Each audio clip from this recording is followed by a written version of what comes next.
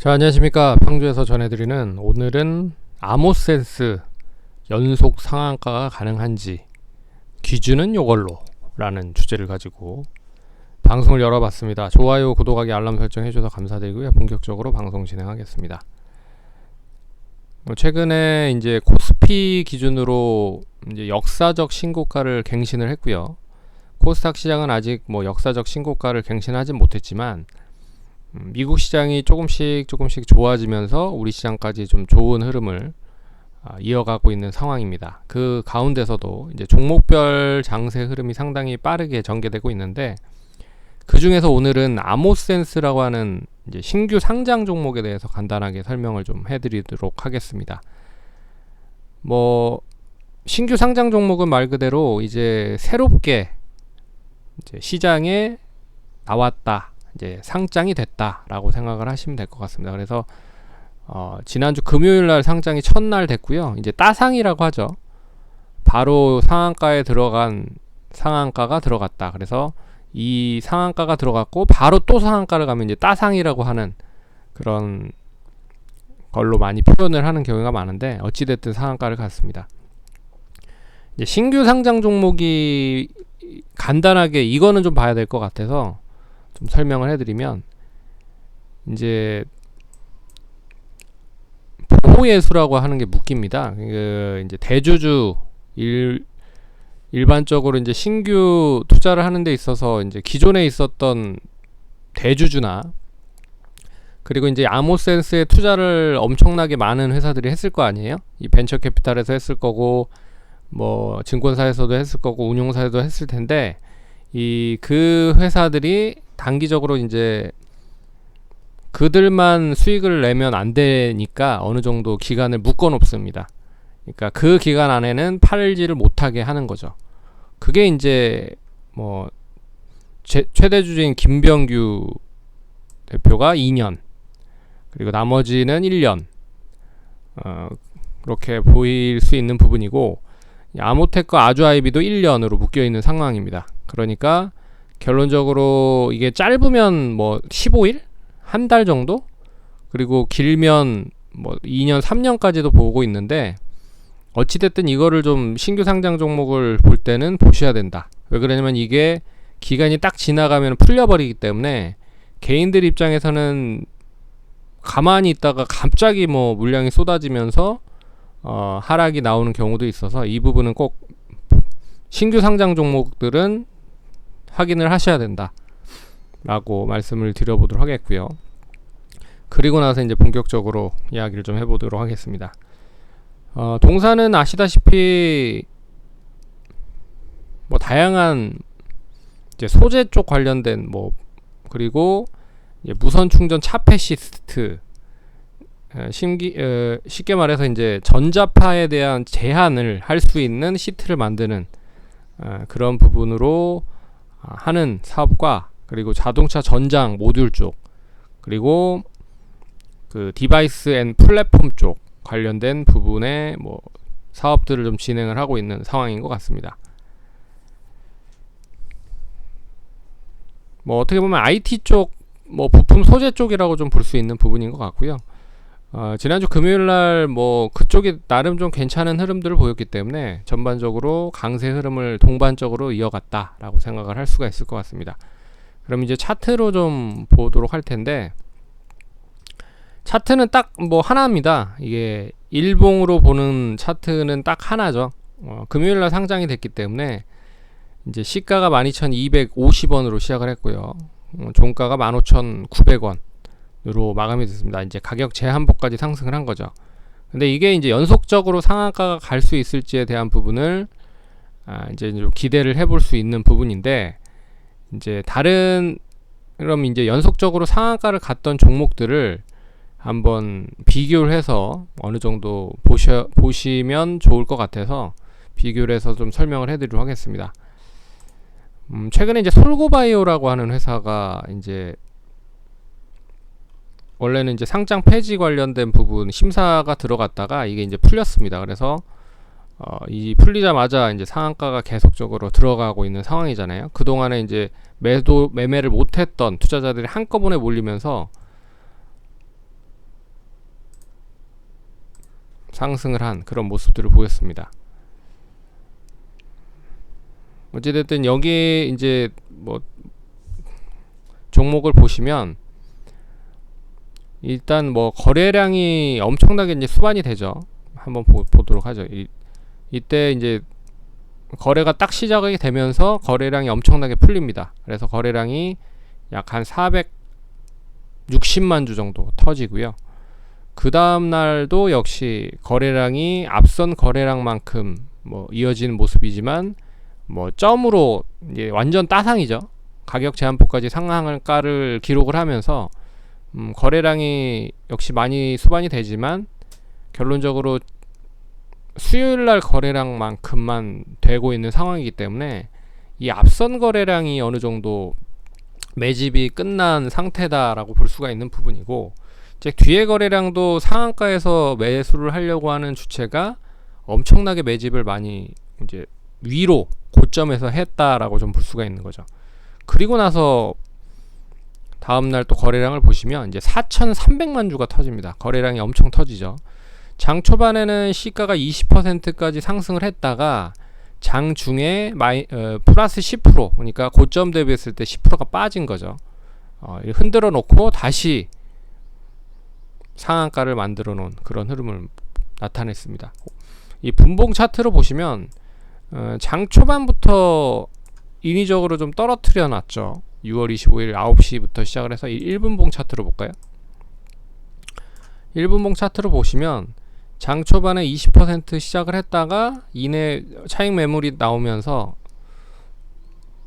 플러스 10%까지 하락을 했습니다. 하지만 다시 밑에서 매수세가 유입이 되면서 18%로 시작이 1분봉 차트를 보시면 이제 종가가 18%로 마감이 됐고, 그리고 나서 이후 기세가 그대로 이어지면서 1285원까지 고점을 찍고 나서 계속 또 뭐 차익 매물이 왔다 갔다 하면서 결국에는 9시 20분 정도 시점과 바닥을 어느 정도 확인한 시점에서 다시 이제 상한가로 완전 말아버리는 그런 흐름을 보였다. 그래서 결론적으로 이 부분 솔코바이오를 보시면 이제 거래량이 상한가를 가는 데 있어서는 거래량이 늘어나야 된다. 계속 얘기를 하고 있습니다. 상승을 할 때는 거래량이 늘어나야 된다. 하락을 할 때는 거래량이 줄어들어야 된다. 조정이 나왔을 때도 거래량이 줄어들어야 된다.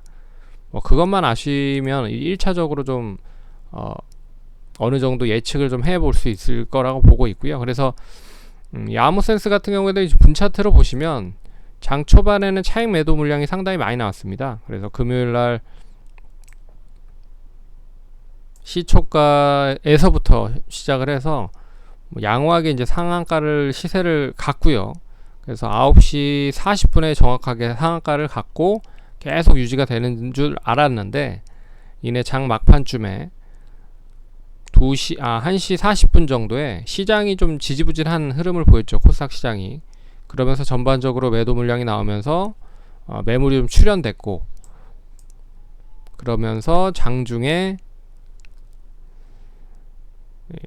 13,500원까지 하락을 했다가 이내 저점에서 다시 매수가 유입이 되면서 이제 다시 상한가를 간 그런 흐름을 보였다.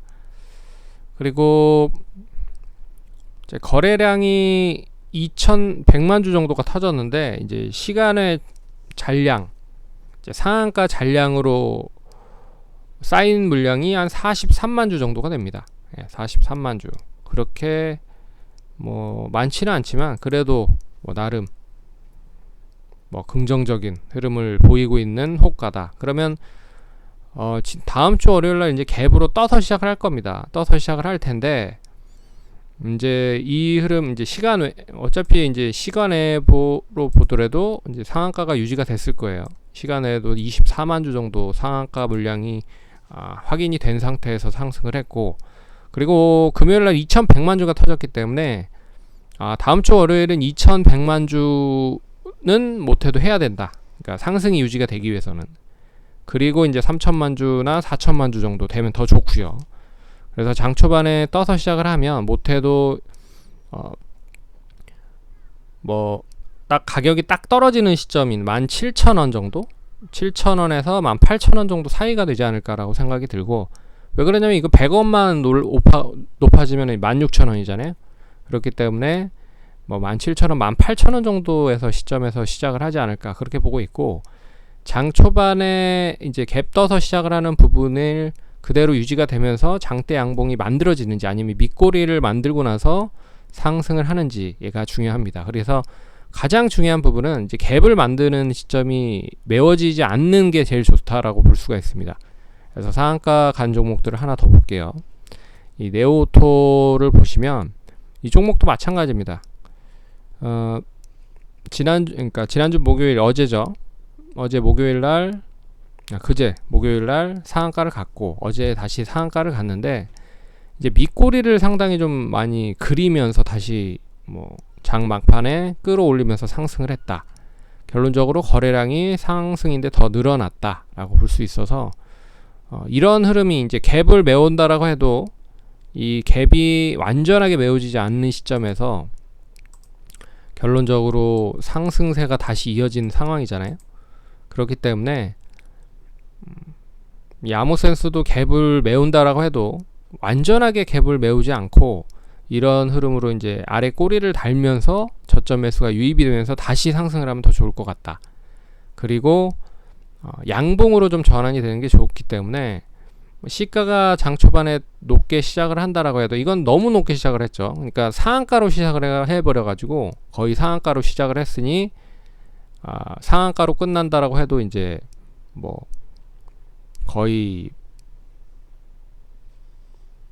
양봉으로 전환이 되지는 않은 그런 모습이 나타났는데, 어찌됐든 제일 좋은 건 빨간색으로 끝나는 게 제일 좋죠. 예, 그런 부분에서 뭐 십자 양봉이 되든 아니면 십자 음봉이 되든 뭐 상관없이 양봉으로 좀 전환되고, 윗꼬리는 안 달리는 게 더 좋은 것 같은데 요새는 많이 다는 경우가 많아서 아래 위로 흔들거린다라고 보더라도 이제 갭을 메우지 않으면 좋을 것 같다라고 볼 수가 있습니다. 그래서 첫 번째는 이제 거래량을 보시면 좋을 것 같고, 두 번째는